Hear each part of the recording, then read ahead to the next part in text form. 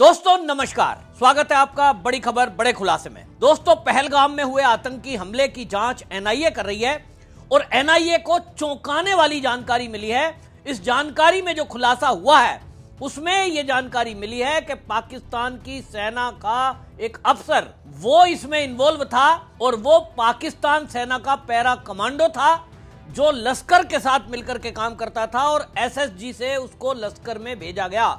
वहां आतंकवादियों को उसने ट्रेनिंग दी, कश्मीर में अपने स्लीपर सेल तैयार किए और उसके बाद वो कश्मीर में आया, वैली में लोकल लोगों की मदद से वो यहां पहले भी हमलों को अंजाम दे चुका है, जिसमें अभी तक 2 आर्मी के जवान, एक बार पथरी अटैक में और एक सिविलियन, और अक्टूबर 2024 में 7 लोगों की हत्या में ये व्यक्ति शामिल है। हासिम मूसा के बारे में ये जानकारी मिलते ही सेना अलर्ट मोड पर आई और पूरे कश्मीर में लगभग 40 पर्यटक स्थल ऐसे थे जिसको आम लोगों से खाली करा लिया गया और सेना ने बाकायदा मोर्चा संभाल लिया है।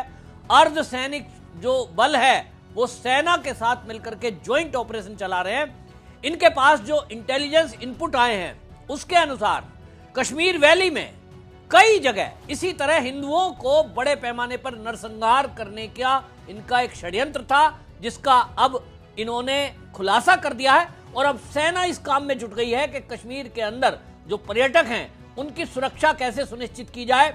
किसी को यह तो नहीं कहा जा सकता है कि आप अपने अपने घर वापस जाइए, पैनिक फैल जाएगा, लेकिन यह बिल्कुल साफ हो गया है जिस तरह से 40 पर्यटक स्थलों को बंद किया गया है। सेना ने वहां घेरा डाल दिया है। जो श्रीनगर की डल लेक है उसको सेना ने घेर लिया है चारों तरफ से। ये सूत्रों के हवाले से खबर आ रही है कि उस डल लेक में वहां हथियार छुपाए जा सकते हैं, ऐसा इनपुट्स लोकल लोग जो पकड़े गए हैं, जिसको एनआईए इन्वेस्टिगेशन कर रही है, वो जांच में पता लगा है कि आतंकवादियों को यहां पर हथियार मुहैया कराने का काम, वो जगह जगह भेजने का काम होगा। अब ये कयास लगाए जा रहे हैं कि वो डल लेक में नाव के नीचे बांधकर पानी में लटका दिए गए हो और इस तरह से पहले भी हुआ है। तो अब ये तलाशी अभियान, सघन तलाशी अभियान चल रहा है। लेकिन इसमें एक बात और सामने आ गई है। जो लोग अभी तक इसमें ये कह रहे थे कि स्थानीय लोग तो बड़े प्यारे हैं, पर्यटक उनके लिए भगवान हैं, अब ये भी चीजें एनआईए के इस जांच में खुलकर सामने आ गई कि अभी तक भी जो आतंकवादी जिंदा हैं, पहलगाम हमले के बाद लगातार सेना उनको ट्रेस कर रही है और कई बार अर्धसैनिक बल और सेना से उनका मुकाबला हुआ है, उनसे मुठभेड़ हुई है, लेकिन उसके बावजूद भी अभी तक नहीं मारे गए।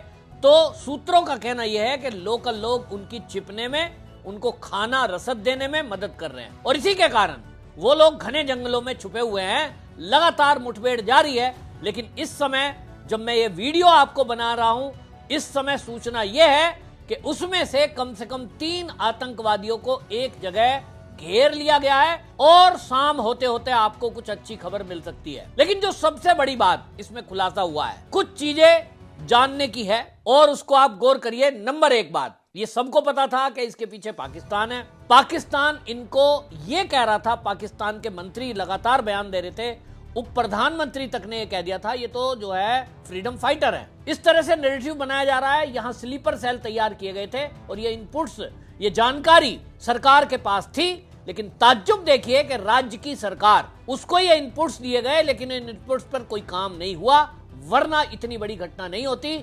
लोकल लोग जिस तरह से इनका सहयोग कर रहे हैं, सेना को अलग रखा जाता है, अर्धसैनिक बल इस सुरक्षा को संभालते हैं। लेकिन जब से ये उमर अब्दुल्ला की सरकार यहां बनी, केंद्र का हस्तक्षेप ना हो इसको लेकर के वो कोर्ट तक में भी गए कि साहब यहां सेना ज्यादा लगा रखी है, कई बार कंप्लेंट की है। लेकिन अब जिस तरह से चीजें सामने आ रही हैं उसमें 2 बातें बिल्कुल साफ हो गई। नंबर 1, लोकल दुकानदार जो खच्चर चलाते हैं, जिसको पोनी बोलते हैं, पोनी वाले, यहां तक कि जो अभी आपने देखा कि उसमें पोनी वाला और उसके अलावा दुकानदार, और इसके अलावा यहां पर जिस तरह से ये आपको बताएं कि अभी पता चला इस हमले के पीछे जो एनआईए को जानकारी मिली है उसमें 2-3 बातें बिल्कुल साफ है। नंबर 1, इस आतंक के पीछे पाकिस्तान का आईएसआई है। उन्होंने हथियार मुहैया कराए, पैसा मुहैया कराया, उन्होंने कश्मीर के अंदर स्लीपर सेल बनाए, यानी ऐसे कुछ लोगों को तैयार किया जो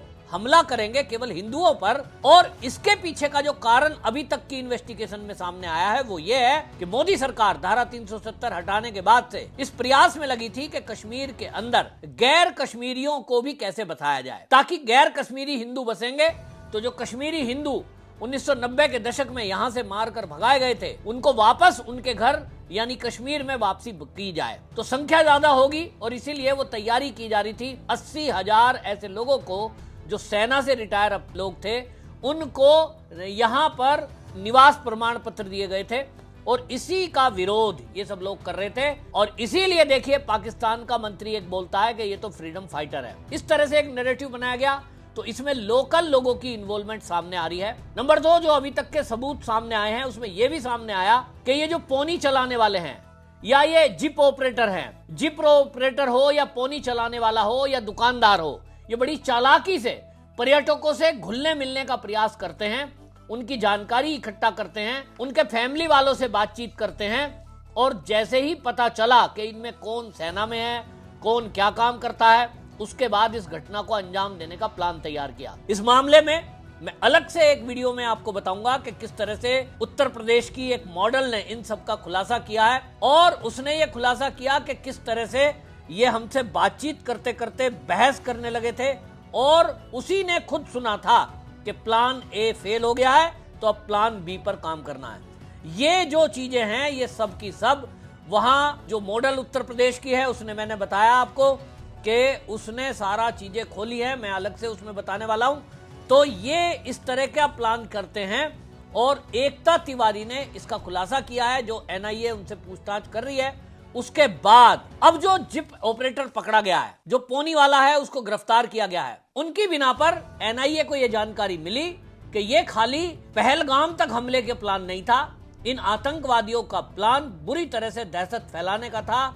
और उसमें जो कश्मीर के 40 ऐसे पर्यटक स्थल हैं जिनमें कि गुलमर्ग, सोनमर्ग, डल लेक, प्राचीन जो मर्तंग सूर्य मंदिर है, ये इन जगह पर हिंदुओं का बड़े पैमाने पर नरसंहार करना है। और इसके पीछे का नैरेटिव यही था कि वो ये बताना चाहते हैं पाकिस्तान वाले कि धारा 370 हटने के बाद कश्मीर के लोग नाराज हैं, मोदी सरकार फेल है और ये कश्मीर तो अब हमारा ही होगा। इस तरह का ये एक नैरेटिव चलाने की बात इन्होंने सोचकर नरसंहार की तैयारी की। जैसे ही एनआईए को ये जानकारी मिली है तो उन्होंने ये जानकारी गृह मंत्रालय को दी और उसके बाद सेना और अर्धसैनिक बलों ने 40 पर्यटक स्थल जो ये जो लोग पकड़े गए हैं इनकी जानकारी से ये पता लगा तो उनको बंद कर दिया और उनको पूरी तरह सेना और अर्धसैनिक बलों ने घेर लिया। कॉम्बिंग ऑपरेशन चलाया जा रहा है जिसमें सेना और अर्धसैनिक बलों के बड़े अफसर यानी अर्धसैनिक बलों के तो डीआईजी और आईजी रैंक के अफसर इस कॉम्बिंग ऑपरेशन की निगरानी कर रहे हैं। ज्वाइंट चला के हो रहा है। और ये भी आपको बता दूं कि ये जो आतंकवादी का नाम सामने आया है हासिम मूसा, इसके बारे में अब जानकारी जो मिली है वो ये कि इसके पहले ये जो है, जैसा मैंने कहा कि इसने गादरबल हमले में ये शामिल रहा है, हमला किया था और अक्टूबर 2024 में 7 लोगों को मारा था। पथरी अटैक में 2 आर्मी जवान और एक सिविलियन को इसने मारा था। और ये भी जानकारी मिली है कि इस समय घाटी में इसके साथ 14 आतंकवादी एक्टिव हैं, जिसमें सोपोर, पुलवामा, शोपिया, इस जगह प्रमुख रूप से इन्होंने ग्रुप बना करके तैयारी की कि इसी तरह से हिंदुओं को मारा जाएगा, पर्यटकों को मारा जाएगा, क्योंकि ये पीक सीजन है और नाम पूछेंगे और मारेंगे, महिलाओं को छोड़ देंगे और फिर महिलाओं के बहाने से नैरेटिव गढ़ा जाएगा। जैसा कि नैरेटिव इस केस में भी आपने देखा कि एक घोड़ी वाले को, जिसका जो मुस्लिम था पोनी वाला, ये कहानी चलाई गई कि उसने आतंकवादी से गन छीनी और ये कहा कि पर्यटक हमारे भगवान हैं, इनको मैं नहीं मारने दूंगा। अब उसमें भी जो खुलासा हुआ है वो ये कि आतंकवादियों ने उसको गोली इसलिए मारी क्योंकि जब कलमा पढ़ने के लिए बोला गया तो कलमा 2 प्रकार का होता है, ऐसा लोगों ने बताया है, एक्सपर्ट ने। एक सिया कलमा होता है, एक सुन्नी कलमा होता है।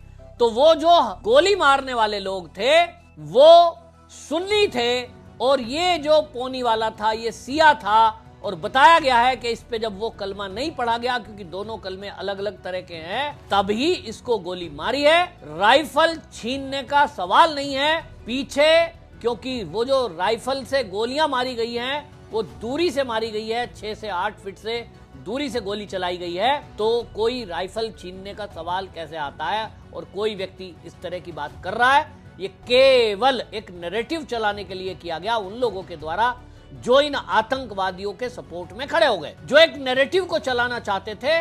और आपको मैं ये अगली वीडियो में बताऊंगा कि किस तरह से हिंदू महिलाओं को यूज किया गया, उनसे वीडियो बनवाए गए और उन्होंने खुशी खुशी बिरयानी खाते हुए बनाए कि पर्यटक कश्मीर में आना बंद ना करें, यहां बहुत अच्छे हालात है, यहां सब कुछ नॉर्मल है, ताकि पर्यटक फिर से बड़ी संख्या में कश्मीर में पहुंचे और ये आतंकवादी फिर से एक बड़ी घटना को अंजाम दें।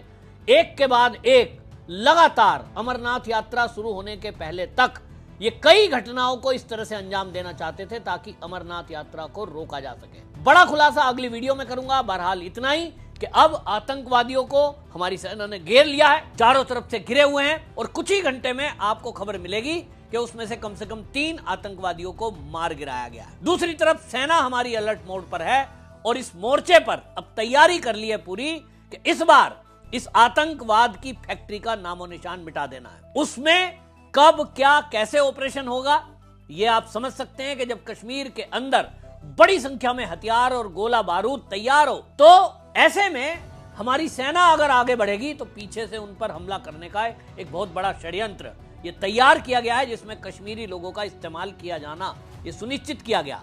और इसीलिए जो आगे का ऑपरेशन चलाने में ये पहले कश्मीर की क्लीनिंग करना जरूरी है और इसीलिए कुछ घंटों की देरी जरूर हो रही है, लेकिन ऑपरेशन इस बार पक्का होगा, पीओके भारत का होगा। आपकी इस पर क्या राय है कमेंट में जरूर लिखिए और वीडियो उन लोगों तक जरूर पहुंचाइए जो वहां पोनी वालों को और जिप ऑपरेटर को और लोकल दुकानदारों को ये कह रहे थे कि साहब ये तो बहुत अच्छे हैं और उनकी कसीदे पढ़ रहे थे। अब पता लग रहा है कि ये तो सब मिलीभगत से ही हमला हुआ है। वीडियो को शेयर करें, अपनी राय जरूर रखें।